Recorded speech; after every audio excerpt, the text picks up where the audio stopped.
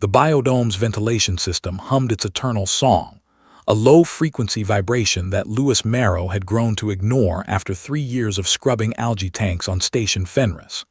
The sound was everywhere and nowhere, a constant companion to his solitary work shifts that stretched across 16-hour cycles.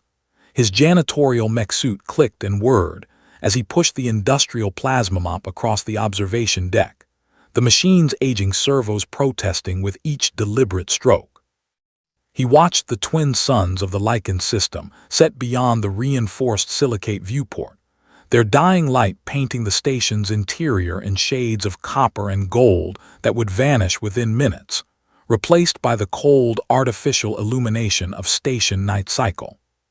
He was human, pure baseline, no genetic modifications, no neural implants, no enhancement packages that cost more than he'd earn in 3 lifetimes. And that made him practically invisible on a station populated by the genetically enhanced elite who barely registered his existence as they passed through corridors he kept spotless. Lewis didn't mind. Invisibility had kept him alive this long, had allowed him to move through the shadows of corporate power without drawing the wrong kind of attention.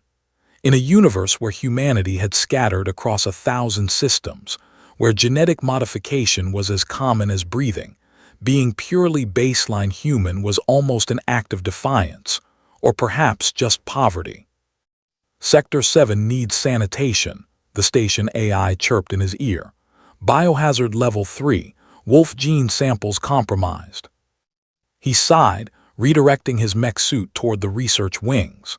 The Wolf gene program was classified, but janitors saw everything. He'd cleaned enough containment failures to know that Fenris Station wasn't just researching lupin genetics. They were trying to resurrect something ancient, something that had been deliberately erased from human evolution millennia ago. The corridor to Sector 7 was darker than usual. Emergency lighting cast everything in crimson, and Lewis's threat assessment overlay flickered uselessly. His mech suit was civilian-grade, barely equipped for spill cleanup, let alone security breaches. Then he heard them, 2 voices, young and terrified, echoing from the genetics lab. Lewis shouldn't have investigated. Company protocol was clear. Biohazard events required immediate evacuation and professional containment teams. But something in those voices, a desperate animal quality, made him override his better judgment. The genetics lab door had been torn from its hinges. Not blasted or hacked, but physically ripped away, the reinforced titanium twisted like aluminum foil. Inside, the scene was chaos. Specimen tanks shattered, genetic material splattered across walls that pulsed with bioluminescent warnings, and in the center of it all, 2 figures huddled against an overturned workstation. They were children, teenagers, maybe 16 standard years, with features too perfect to be natural. The girl had silver-white hair that seemed to move with its own current, her eyes a startling amber that caught the emergency lights. The boy beside her was her mirror, same angular features, same predatory grace even in terror, same impossible eyes. Twins. Please, the girl Anna, his mind supplied from overheard conversations about classified subjects, gasped. They're coming. They're going to take us apart. Lewis opened his mouth to respond, but the corridor behind him exploded with movement. 6 figures in black tactical armor materialized from the shadows, weapons raised. Not station security. These were corporate reclamation operatives, the kind of people who made inconvenient problems disappear. Step away from the assets, the lead operative commanded, his voice modulated through a helmet speaker. You're interfering with proprietary recovery. Lewis's hands rose automatically, but his eyes met Anna's. In that amber gaze, he saw something that transcended his years of carefully maintained apathy. These weren't assets. They were people, terrified and hunted, and every instinct he'd buried under layers of self-preservation screamed at him to act. They're children, Lewis said quietly. They're genetic property of Helix Corporation, the operative replied. Final warning. The world seemed to slow.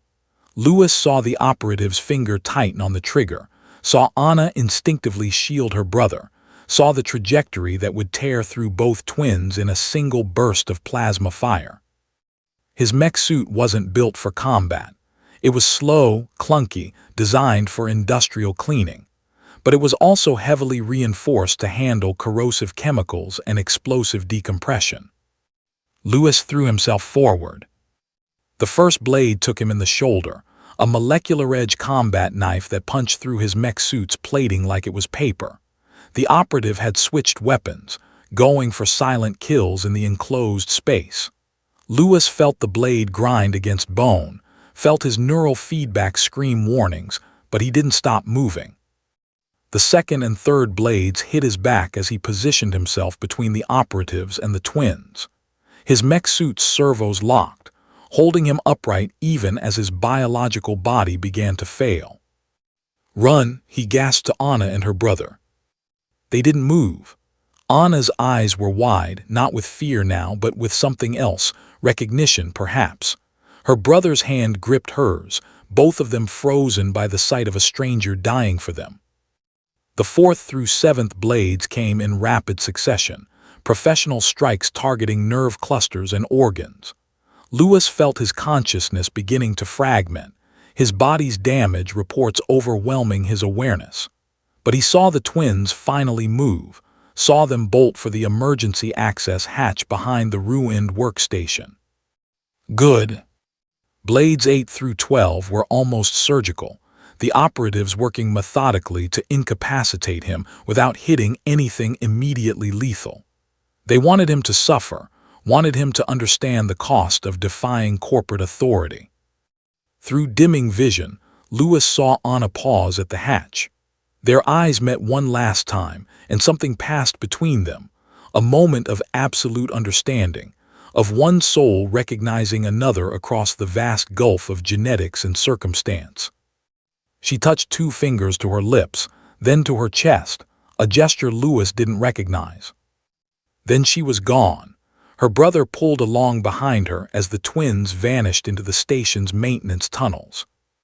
The final 6 blades came all at once, the operatives abandoning precision for brutal efficiency.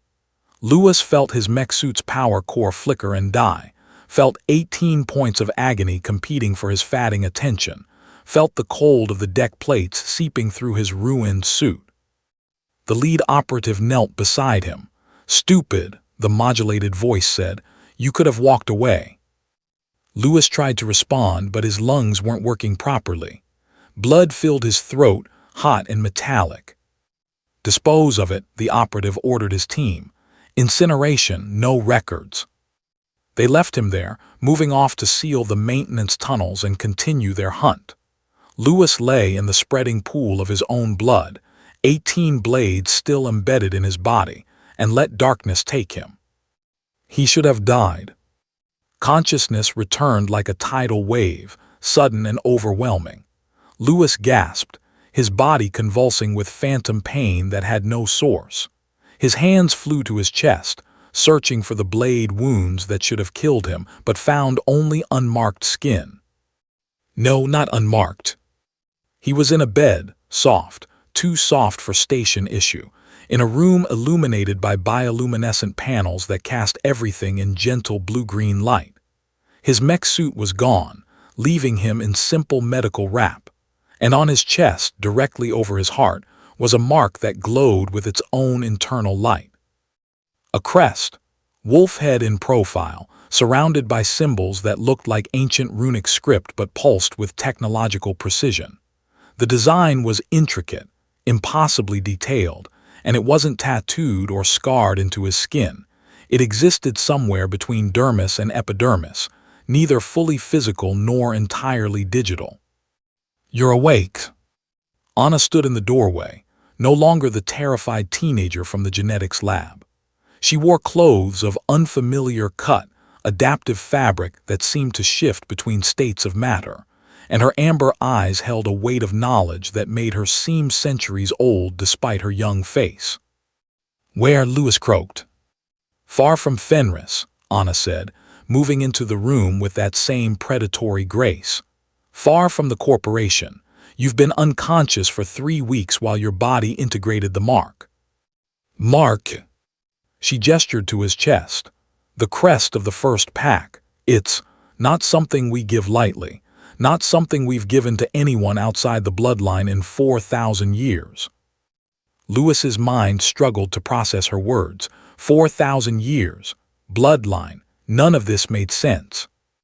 The Wolf Gene Program, Anna continued, settling into a chair beside his bed. The corporation thought they were creating super soldiers, splicing ancient Lupin DNA into human templates. They didn't understand what they were really resurrecting. Werewolves, Lewis said, the word feeling absurd. Anna's smile was sharp. We prefer shifted.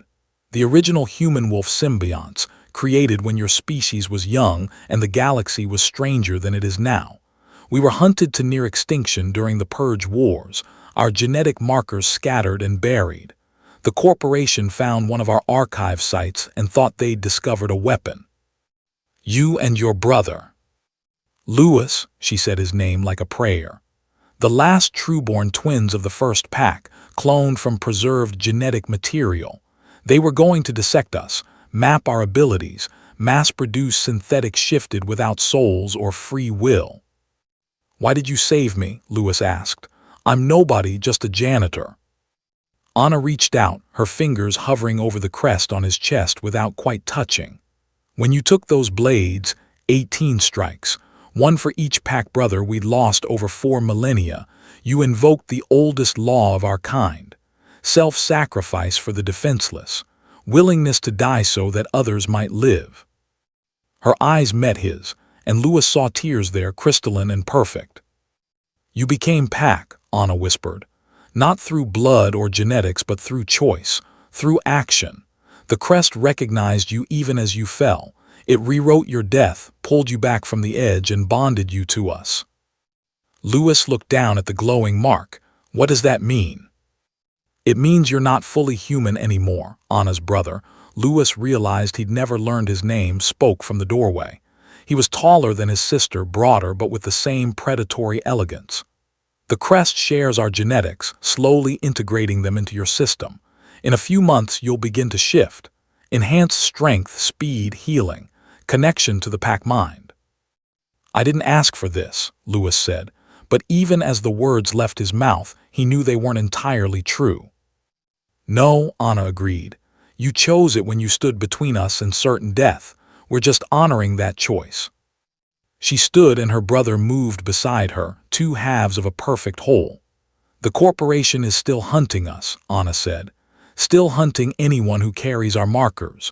We're building something, a sanctuary for shifted and allies, a place beyond corporate reach. We'd like you to be part of it. Lewis sat up slowly, his body moving with an ease that should have been impossible after weeks of unconsciousness. The crest on his chest pulsed warmly, and he felt something vast stirring in the depths of his mind, consciousness not his own, voices singing in harmonies that transcended language. The pack. I was a janitor, he said softly, invisible, forgotten. You were never invisible to us, Anna replied. From the moment you stepped into that lab, we saw you, all of you. The man who chose compassion over survival, who stood against armed killers with nothing but a cleaning mech and a good heart. She extended her hand, palm up, an invitation and a promise. Walk with us, Lewis Marrow, not as a janitor or a human or a weapon, but as pack, as family, as one of the shifted. Lewis looked at her hand, at the twins who had somehow become the center of his universe, at the glowing crest that marked him as something new and ancient all at once.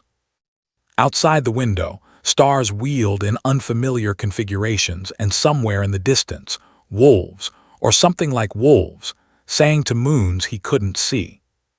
He took her hand. The crest flared brilliant gold, and Lewis Marrow, former janitor of Station Fenris, felt himself transform into something he'd always been meant to be. Pack. And